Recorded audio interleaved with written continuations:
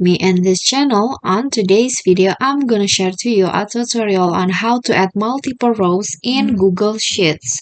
So if you have a data in Google Sheets, for example, my data here, and you want to add in the middle of the data, you want to add a multiple rows, for example 2 or 3 rows, I can show you how. So first, block the rows, and then for example I want to add 3 rows on top of this number 5.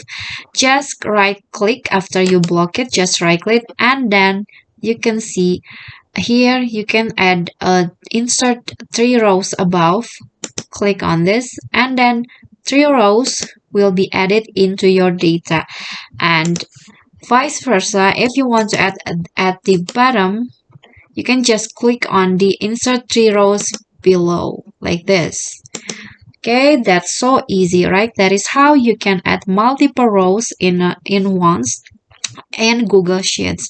I hope you find this video useful. Don't forget to click like, leave a comment if you have any question, and subscribe our channel for more contents. I'll see you on next video. Bye bye.